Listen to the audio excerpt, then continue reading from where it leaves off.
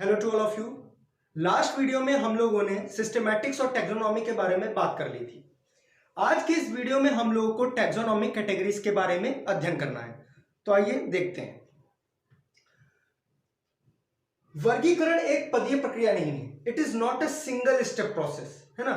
इसमें कोई एक सिंगल स्टेप नहीं होता है, बल्कि इसमें कॉमनली 6 स्टेप प्रोसेस होते हैं। ठीक है, और हर पद अपने आप में क्या है, एक बहुत इंपॉर्टेंट है। तो देखते हैं, वर्गीकरण एक पदीय प्रक्रिया नहीं है, बल्कि वर्गीकरण में कई पदानुक्रम पद होते हैं, है ना। बल्कि वर्गीकरण में कई पदानुक्रम मतलब कि हर वर्गीकरण में, हर क्लासिफिकेशन में जो होता है, जो स्टेप्स होंगे वो एक हायरार्किकल सिस्टम में होंगे, एक सीरीज में होंगे। सीरीज ये कभी बदलती नहीं है। जिस सीरीज में एक ऑर्गेनिज्म का होता है, उसी सीरीज में दूसरे ऑर्गेनिज्म की भी होगा। मतलब सारे ऑर्गेनिज्म का क्लासिफिकेशन एक ही सीरीज के स्टेप्स में होगा। ये सीरीज बदलती नहीं है। वर्गीकरण एक पदीय प्रक्रिया नहीं है, बल्कि वर्गीकरण में कई पदानुक्रम पद होते हैं, जिसमें प्रत्येक पद एक वर्ग व श्रेणी को प्रदर्शित करता है। मीन्स एवरी स्टेप डिस्क्राइब आ टैक्सॉन और कैटेगरी। मतलब कि हर एक सिंगल स्टेप एक टैक्सा, यानी कि जैसे फाइलम है, तो फाइलम अपने आप में किसी न एक पूरी ऑर्गेनिज्म की पूरी एक क्वालिटी को डिस्क्राइब कर रहा होगा। या रैंक, मतलब कोई एक रैंक है, वो अपने आप में किसी चीज को पूरा डिस्क्राइब कर रही होगी। वो अपने आप में पूरा एक संपूर्ण है, श्रेणी को प्रदर्शित करता है। अतः यही सारे पद या स्टेप टैक्सोनॉमिक कैटेगरीज कहलाती हैं। ये जितने भी स्टेप्स होते हैं, ये सब मिलकर क्या बना, यही सब स्टेप क्या कहलाती हैं, टैक्सोनॉमिक कैटेगरीज कहलाती हैं।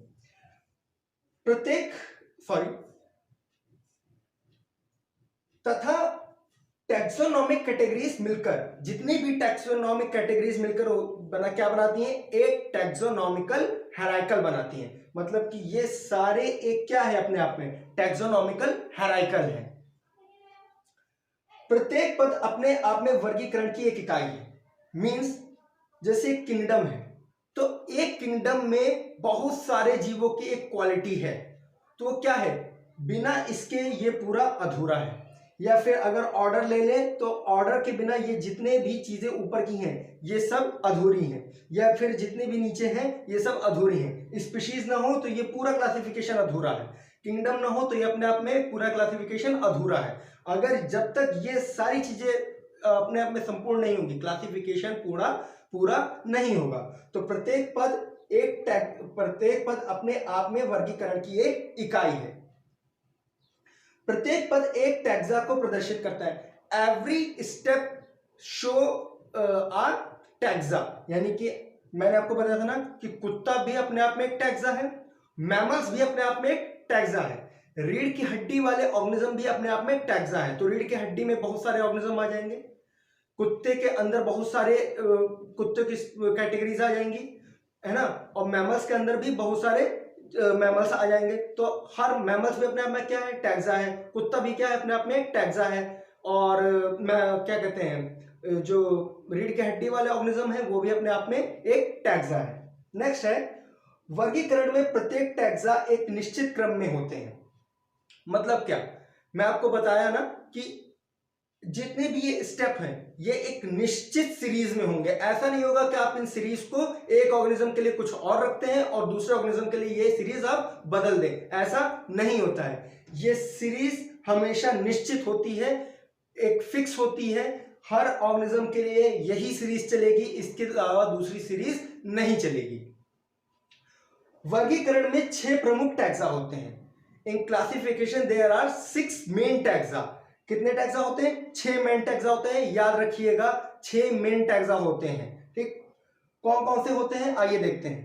पहला होता है किंगडम, यानी कि एक पूरा जगत। जैसे एनिमल अपने आप में क्या है, एक एनिमल का पूरा एक किंगडम है। उस एनिमल में सारे तरह के एनिमल्स आ जाएंगे, चाहे वो एक चीटा हो, चाहे वो एक कीड़ा हो, चाहे वो एक मैमल हो, चाहे वो एक मछली हो, उन सब में इस किंगडम में आ जाएंगे। फिर आता है फाइलम। फाइलम जैसे कि बिना रीढ़ की हड्डी वाले या रीढ़ की हड्डी वाले, बिना रीढ़ की हड्डियों में जैसे पोरीफेरा हो गया, सिलेंट्रेटा हो गया, या फिर प्लेटिहेलमिन्थेस, और रीढ़ की हड्डी को अलग एक फाइलम है कॉर्डेटा।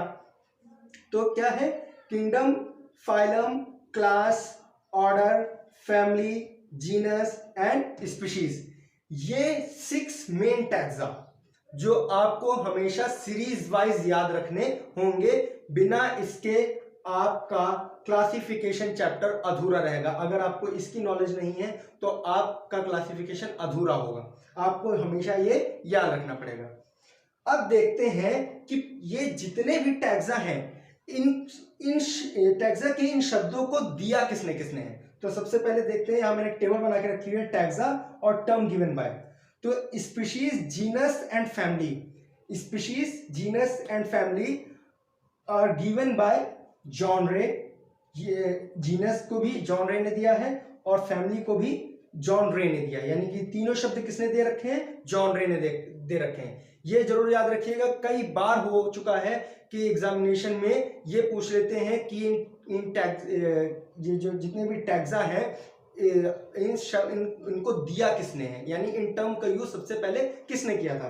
तो स्पीशीज टर्म का सबसे पहले यूज किसने किया, जॉन रे ने किया। जीनस का भी सबसे पहले किसने किया, जॉन रे ने किया। फैमिली का भी सबसे पहले किसने किया, जॉन रे ने ही किया। उसके बाद आ जाते हैं क्लास, यानी कि क्लास टैग्सा का सबसे पहले यूज किसने किया, कैरोलस लीनियस ने किया। ऑर्डर का किसने किया, कैरोलस लीनियस ने किया। और फाइलम का बहुत बार पूछा जा चुका है, फाइलम का यूज सबसे पहले जॉर्ज कुवियर ने किया है। अब आपको यह समझ में आ गया होगा कि जो क्लासिफिकेशन है वो किस सीरीज में की जाती है।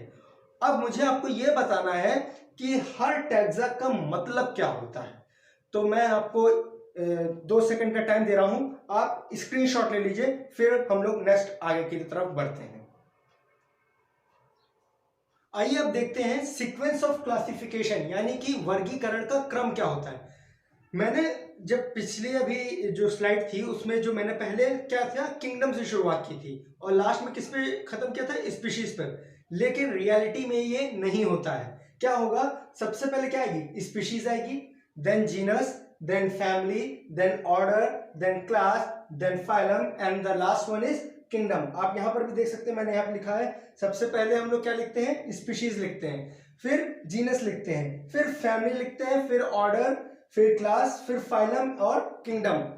और ये कैसा होता है, ये मतलब ये सीक्वेंस कैसा होता है, डाउन टू अप होता है, यानी कि नीचे से ऊपर की ओर होता है।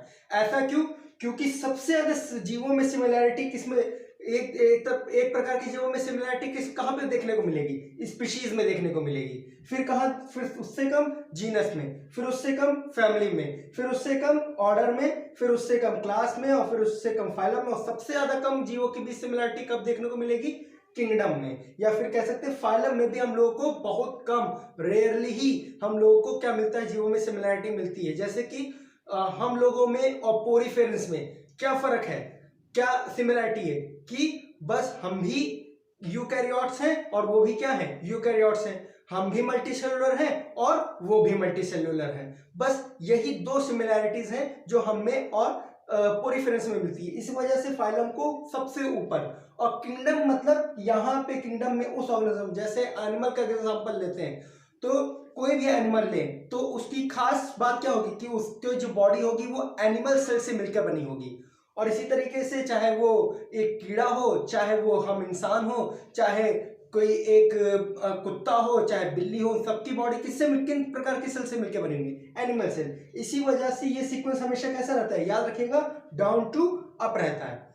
अब 2-3 चीजें और, kingdom, phylum, class, order, family, genus are supra specific groups. याद रखिएगा, कभी कभी पूछ लेते हैं कि सुप्रा स्पेसिफिक क्लासिफिकेशन में सुप्रा स्पेसिफिक ग्रुप्स कौन कौन से हैं। तो कौन कौन से होते हैं, kingdom, phylum, class, order, family, genus, ये क्या है, सुप्रा स्पेसिफिक ग्रुप।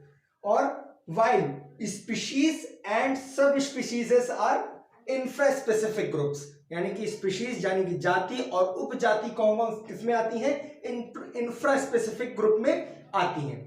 एक बहुत इंपॉर्टेंट क्वेश्चन यहाँ पे का आंसर लिखा हुआ है, कभी कभी बहुत बार पूछ ली जाती है कि concept of species, concept of biological species सबसे पहले किसने दिया था। देखिए क्लासिफिकेशन में जो स्पीशीज टर्म है उसका यूज तो जॉन रे ने किया था, लेकिन इस स्पीशीज शब्द को, है ना, इस स्पीशीज शब्द, बायोलॉजिकल स्पीशीज शब्द को सबसे पहले दिया किसने था, तो वो दिया किसने था, मायर ने दिया था। The concept of biological species was given by मायर, यानी कि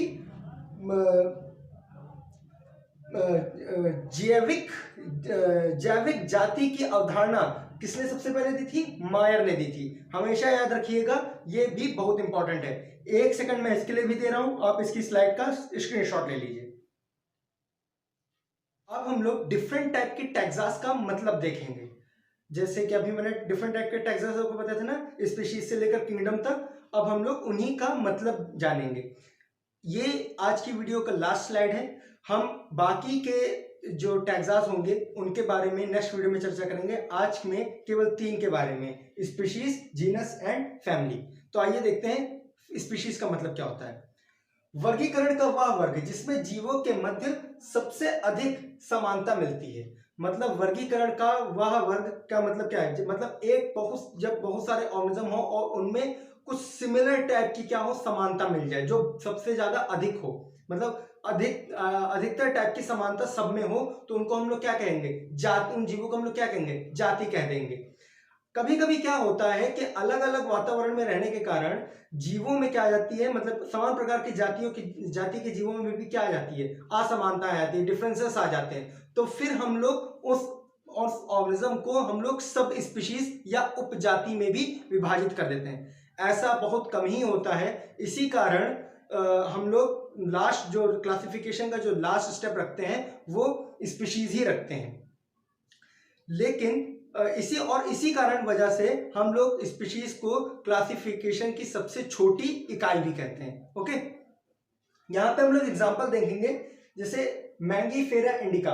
तो मैंगीफेरा क्या है, मैंने आपको पहले भी बताया था कि मैंगीफेरा क्या है, जीनस है, और इंडिका क्या है, उसकी स्पीशीज है। इस तरीके से यहां पर भी आ जाए, Panthera, Leo, Tigris and pardus. देखिए पैंथेरा एक जीनस है ना, लेकिन लियो, टाइग्रिस और पार्डस, लियो का मतलब होता है यहाँ पे शेर, बबर शेर, टाइग्रिस का मतलब होता है बाघ, और पार्डस का मतलब होता है चीता। तो शेर, बाघ और चीते में कुछ ना कुछ जरूर क्या होगी, सिमिलैरिटीज होंगी। यानी कि ये जो जितने भी ऑर्गेनिज्म हैं, शेर है, बाघ है और चीता है, इनमें कुछ ना कुछ सिमिलैरिटी सबसे अधिक होगी। इसी वजह से इन सबको किस में डाल दिया गया, एक पैंथेरा वंश में डाल दिया गया। इसी तरीके से अगर देखें तो अगर प्लांट्स के बारे में बात करें तो सोलनम ट्यूबरोसम यानी कि आलू, सोलनम मेलेंजेना यानी कि बैंगन, और सोलनम लाइकोपर्सिकम यानी कि सोलनम ट्यूबरोसम यानी कि आलू, मेलेंजेना मतलब कि बैंगन, और लाइकोपर्सिकम मतलब कि टमाटर। इन तीनों को किस वंश में रखा गया है, सोलनम वंश में रखा गया है। और इनकी स्पीशीज मतलब कि आलू, बैंगन और टमाटर, इनमें कुछ ना कुछ तो आपको सिमिलैरिटीज जरूर मिलती होंगी, तभी तो इनको हम लोग एक वंश में रखते हैं। तो इसी वजह से क्या है कि क्या बोला जाता है कि वर्गीकरण का वह वर्ग जिसमें जीवों के मध्य सबसे अधिक समानता मिलती है, सबसे अधिक समानता मिलती है, उसको हम लोग किसमें रख देते हैं, जाति में, यानी एक प्रकार के जीवों में सबसे अधिक समानता मिले। अब आते हैं वंश पर। वर्गीकरण का वह पद जो समान गुणों वाली जातियों से मिलकर बना हो, यानी कि एक ऐसा ग्रुप जिसमें समान प्रकार की जातियां हैं, है ना। जैसे कि मैंने आपको यहां पे बताया था कि पैंथेरा लियो भी है, टाइग्रिस भी है और पार्डस भी है। तो इन तीनों में कुछ ना कुछ सिमिलैरिटीज होंगी, तभी इनको किस में रख दिया गया है, पैंथेरा में रख दिया गया है। तो यहाँ पे देखिए वर्गीकरण का वह पद जो समान गुणों वाली जातियों से मिलकर बना होता है, ठीक है, यानी कि एक वंश में समान गुणों वाली जातियों के जीव आते हैं। एक वंश की सभी जातियों में कुछ ना कुछ समान लक्षण जरूर मिलते हैं, मतलब कि वंश में जितने भी हम लोग स्पीशीज रखेंगे उन सब में कुछ ना कुछ सिमिलैरिटीज जरूर होंगी, यानी कि वो सिमिलैरिटीज कॉमन सिमिलैरिटीज जरूर होंगी। एग्जाम्पल, पैंथेरा एक वंश है ना, पैंथेरा एक वंश है जिसमें 3 प्रमुख जातियां हैं। कितनी प्रमुख जातियां, 3 प्रमुख जातियां, जैसे लियो, टाइग्रिस और pardus. Leo, tigris and pardus. इन तीनों में कुछ ना कुछ कॉमन सिमिलैरिटीज हैं और इसी वजह से इन तीनों को किस में रख दिया जाता है, पैंथेरा में रख दिया जाता है। अंडरस्टैंड। एक चीज यहां पे मैं आपको बताना चाहूंगा, कभी कभी क्या होता है कि हम लोग सोचते हैं, कभी कभी कहते नहीं है कि बिल्ली जो होती है वो शेर की मौसी है, तो हम लोग क्या कर देते हैं कि बिल्ली और शेर की जीनस को हम लोग एक ही कर देते हैं। तो मैं यहां पे आपको बताना चाहूंगा कि बिल्ली का वंश फेलिस, जो बिल्ली का वंश होता है फेलिस, वह इस वंश से अलग है। हम लोग बिल्ली को शेर से केवल फैमिली में तुलना कर सकते हैं, जीनस में इसकी तुलना नहीं होती है। बिल्ली की जीनस अलग है और शेर की जीनस अलग है। अंडरस्टैंड। नेक्स्ट और लास्ट है हम लोग, और एक यहां पे आ जाते हैं सोलनम। सोलनम एक वंश है जिसमें ट्यूबरोसम, मेलेंजेना और लाइकोपर्सिकम प्रकार की जातियां आती हैं। मतलब कि ट्यूबरोसम, मेलेंजेना और लाइकोपर्सिकम, इन सब में कुछ ना कुछ सिमिलैरिटी जरूर होंगी, कॉमन सिमिलैरिटीज। इसी वजह से इन तीनों को किस में रखा गया है, सोलनम वंश में रखा गया है। हो गया। अब आज के लास्ट टॉपिक पे आते हैं, फैमिली यानी कि कुल। देखते हैं क्या होता है। वर्गीकरण का वह वर्ग जो समान गुणों वाले वंश से मिलकर बना है। मतलब कि वर्गीकरण का वह वर्ग मतलब ऐसी कैटेगरी जिसमें कॉमन कैरेक्टर्स वाले क्या आते हैं, सभी जीनस इंक्लूड होते हैं, तो उनको हम लोग क्या, उन लोग को उसको हम लोग एक शब्द में क्या कह देंगे, फैमिली कह देंगे। क्या कह देंगे, फैमिली कह देंगे। जैसे कि यहाँ पे दूसरी लाइन देखिए, एक कुल की सभी वंशों में कुछ ना कुछ समानता अवश्य होती है। यानी कि एक फैमिली में जितने भी वंश पाए जाएंगे, जितने भी जीनस पाए जाएंगे, उन सब में कुछ ना कुछ कॉमन सिमिलैरिटीज जरूर होंगी। अगर कॉमन सिमिलैरिटीज नहीं होंगी तो उसको हम लोग, उन जीनस को हम लोग एक फैमिली में नहीं रखेंगे। जैसे कि फेलिडी फैमिली में फेलिस एवं पैंथेरा दोनों के कुछ ना कुछ समान गुण पाए जाते होंगे। मतलब कि फेलिस जीनस और पैंथेरा जीनस दोनों में कुछ ना कुछ क्या होंगे, कॉमन सिमिलैरिटीज होंगी। दोनों में कुछ ना कुछ कॉमन सिमिलैरिटीज होंगी। इसी वजह से इन दोनों जीनस को हम लोग किसमें रख देते हैं, फेलिडी फैमिली में रख देते हैं। एक बहुत इंपॉर्टेंट चीज आपको बताने जा रहा हूं, प्लांट्स में फैमिली वर्ग का आधार यानी कि basis of plants for the family taxa क्या होता है, कायिक संरचना, वेजिटेटिव स्ट्रक्चर, प्लांट की वेजिटेटिव स्ट्रक्चर और उसका जनन गुण यानी कि रिप्रोडक्टिव क्वालिटी उसकी क्या होगी, उसी के बेस पर प्लांट की फैमिली को प्रिपेयर किया जाता है। ओके, तो आज के लिए बस इतना ही। नेक्स्ट वीडियो में हम लोग बाकी की जितने टैक्सास बचे हुए हैं उनका अध्ययन करेंगे और उसके बाद हम लोग ये जानेंगे कि क्लासिफिकेशन कितने प्रकार के थे, अब इस समय प्रेजेंट टाइम में कौन सा क्लासिफिकेशन चल रहा है और क्लासिफिकेशन की जरूरत क्यों पड़ी। Thank you. इसका स्क्रीनशॉट ले लीजिए।